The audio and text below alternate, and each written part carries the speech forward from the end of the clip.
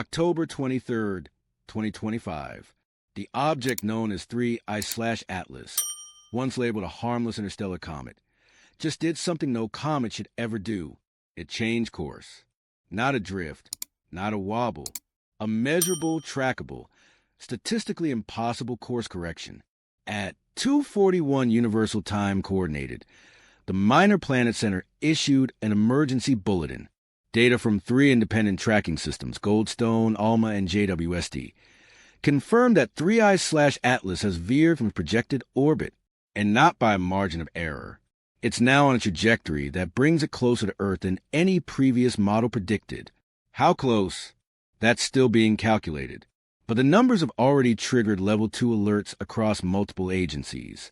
Not because of impact risk, that's still remote, but because of what this means. Natural objects don't do this. Gravity is predictable. Outgassing follows patterns. Radiation pressure causes drift, not precision. But Atlas's shift was smooth, continuous, and oriented as if guided. The change began subtly on October 20th. A few kilometers per hour difference in vector speed. Then more. By the 22nd, the deviation crossed critical thresholds, enough for orbital fit models to collapse. Today, the evidence is in. 3I/Atlas isn't just moving, it's steering. For months, astronomers debated whether this was a comet or a construct. That debate just escalated, because if this object can control its path, even slightly, it is no longer a passive traveler. It is a vehicle, and that demands questions no one is ready to answer. Was this course change automated, triggered by solar proximity or Earth's gravitational field? Or is something or someone guiding it deliberately?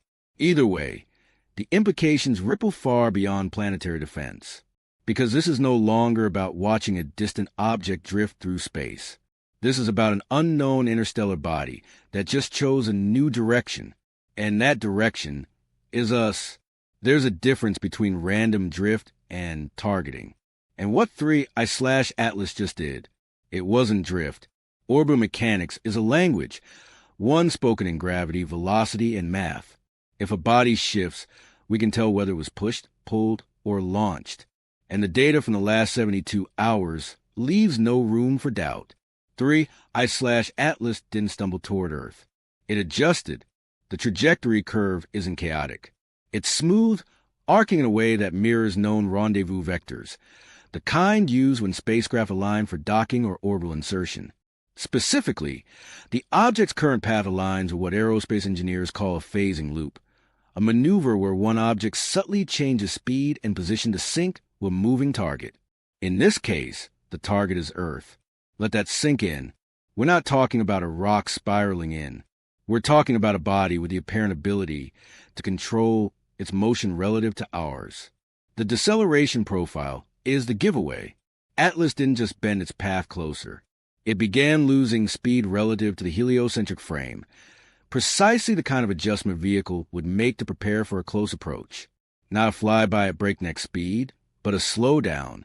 There's no known natural force that explains this kind of controlled energy shift. Solar radiation pressure?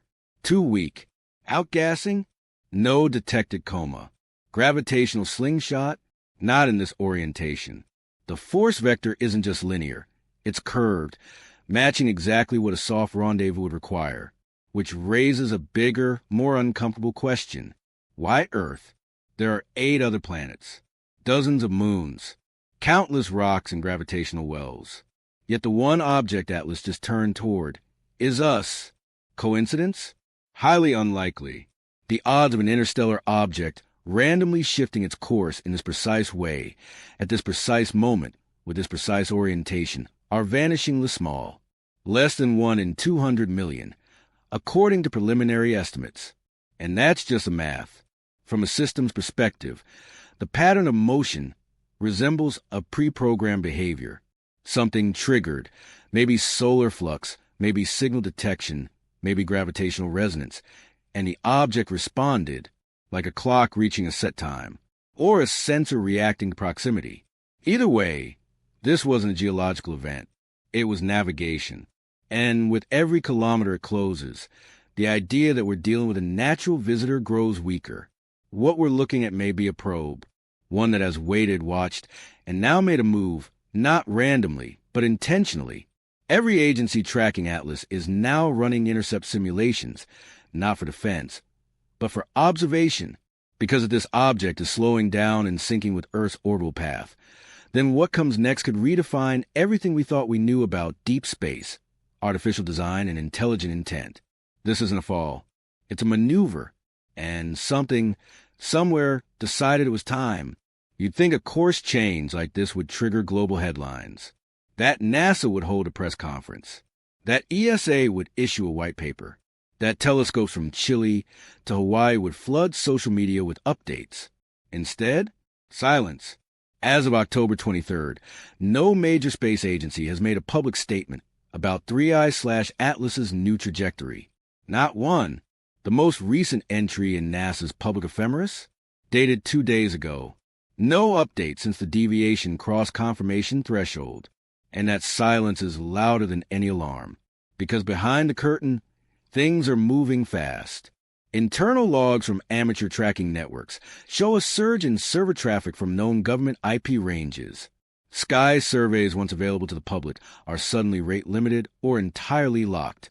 Even JWST's infrared data stream, typically updated nightly, has gone dark. And then there's a chatter, subtle but undeniable. Trusted astronomers no longer answering media inquiries. Scheduled podcasts and public briefings quietly canceled. Coordinated radio silence, which only happens when the truth is either too uncertain or too sensitive. This isn't the first time. When Oumuamua entered the system in 2017, early data suggested non-gravitational acceleration.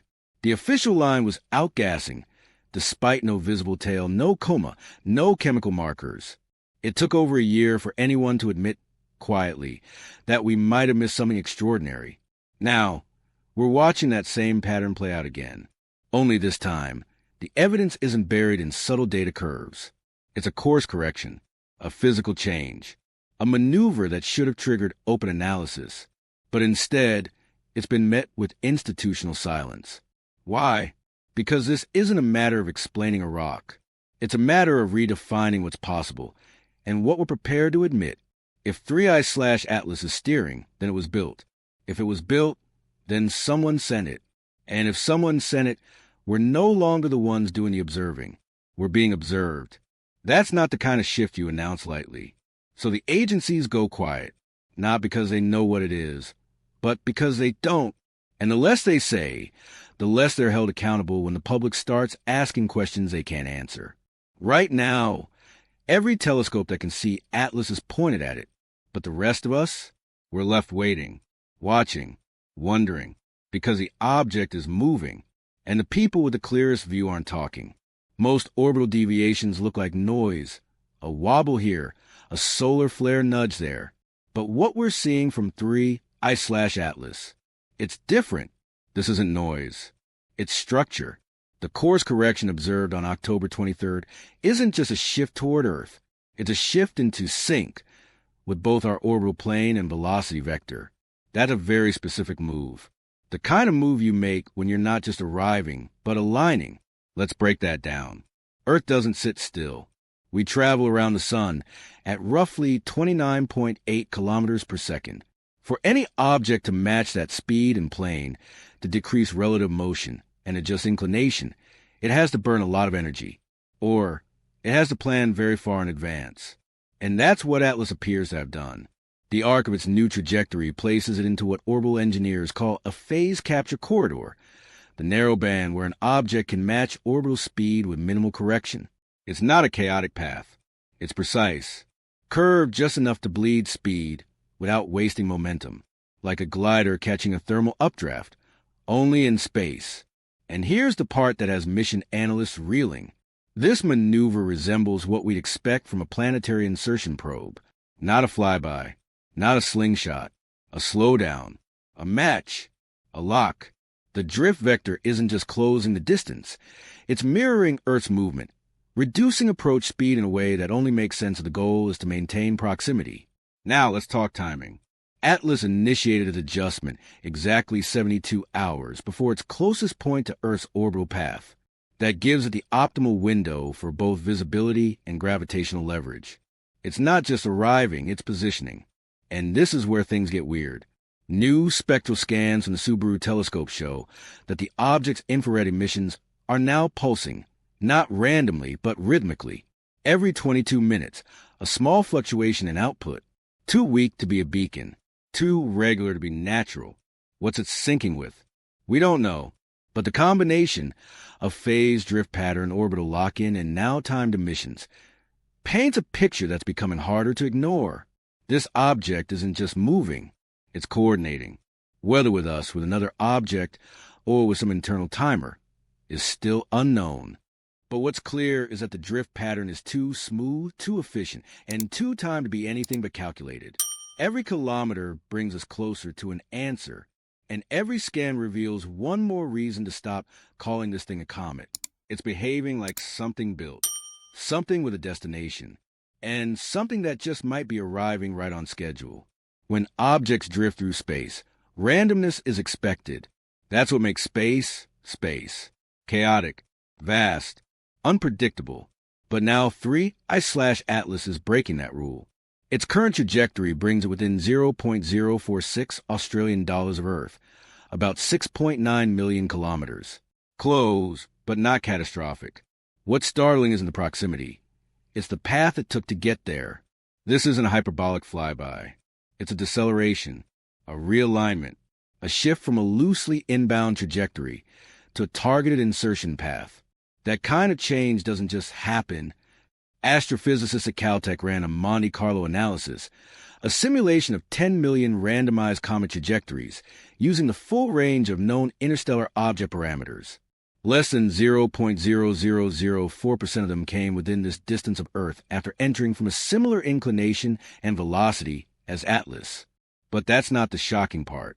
In 100% of those near approaches, none displayed the same consistent, low torque deceleration and inclination shift that Atlas just executed. Statistically speaking, the odds of this being random are lower than winning the lottery 12 times in a row. That leaves only two options. Either this is the most precisely timed natural anomaly in recorded history, or someone or something meant for it to happen. We don't say that lightly. In science, intention is a dangerous word, but so is coincidence when it stretches past reason. Atlas isn't just close. It's too close, in both distance and behavior, for randomness to hold. We're not watching a rock fall. We're watching a course converge. October 23 RD's revised orbital models just rewrote the record books. According to fresh trajectory data released quietly by a consortium of university observatories, 3I/Atlas is now projected to pass within 0.026 Australian dollars of Earth. That's just under 3.9 million kilometers, closer than any known interstellar object in history. To put that in perspective, that's closer than Mars ever gets. And while impact risk remains extremely low, the significance of this proximity cannot be overstated. This is no longer a flyby. It's a pass-through event, with velocity, inclination, and trajectory that now align suspiciously well with Earth's own orbital frame. And that's why agencies are scrambling. Within hours of the updated forecast, the U.S. Space Surveillance Network issued a temporary observational asset realignment. Translation: telescopes, sensors, and early warning satellites were quietly retasked, not for collision tracking, but for high-resolution surveillance.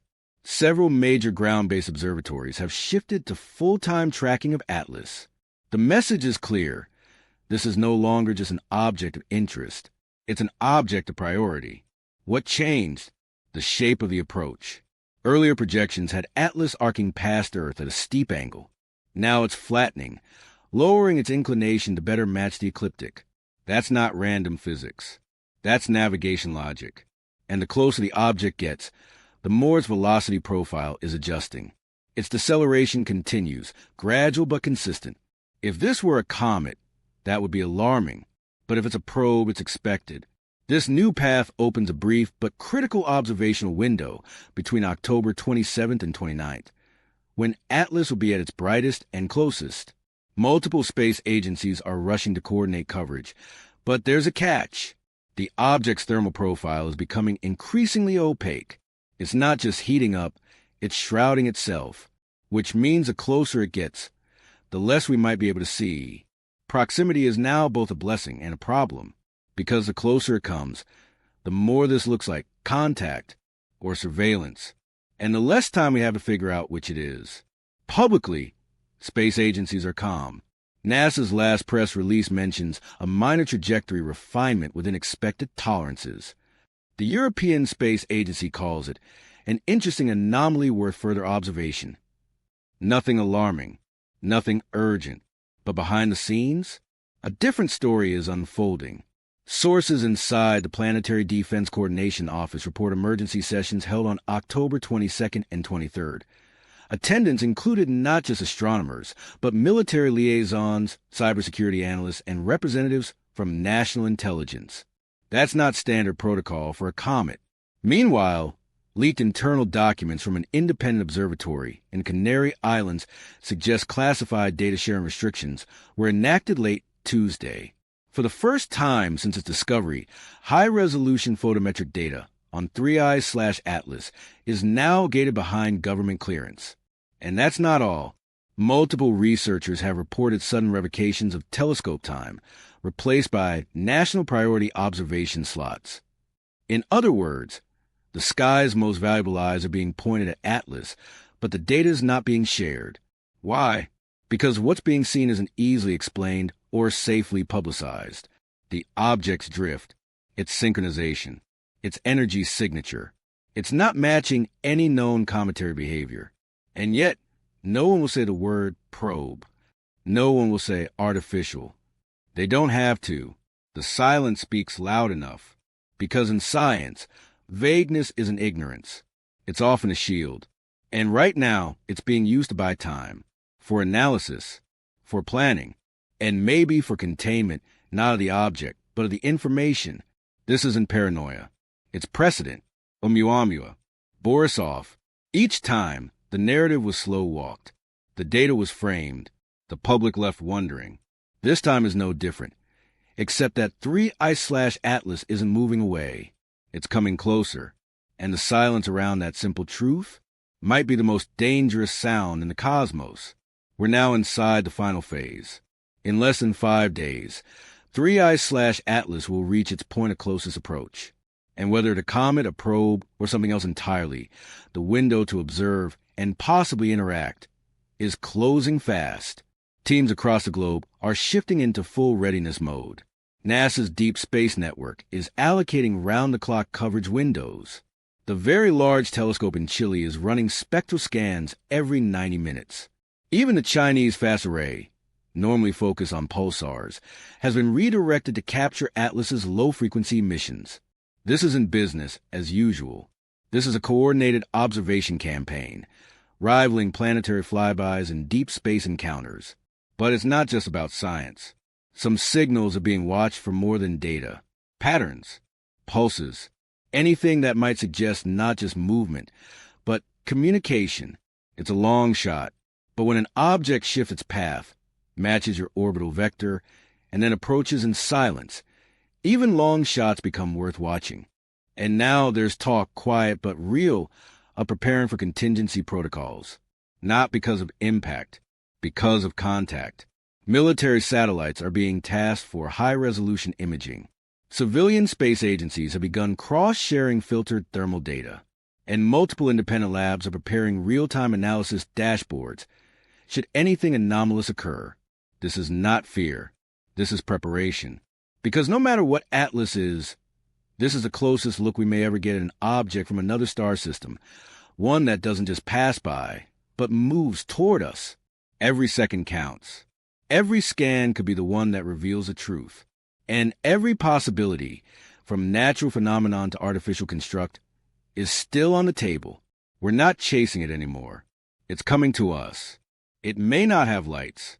It may not send a signal. It may not even slow down beyond what we've already seen. But what if this, right now, is contact? Not with beings, not with language, but with intent. 3I/Atlas didn't just pass by. It turned. It aligned. It chose proximity. Every movement suggests awareness of physics, of timing, maybe even of us. We've spent decades scanning the sky for radio signals, waiting for a message in binary or bursts of microwave pulses. But what if the real message was always motion? What if it was never meant to speak, only to arrive? Not every probe knocks on the door. Some simply get close. Close enough to measure. Close enough to watch. Close enough to listen. And maybe close enough for us to finally realize we are not alone in the sky. We never were. This isn't just a comet anymore. It's a mirror, and what we see in it depends entirely on whether we're brave enough to ask. What if we've already been seen?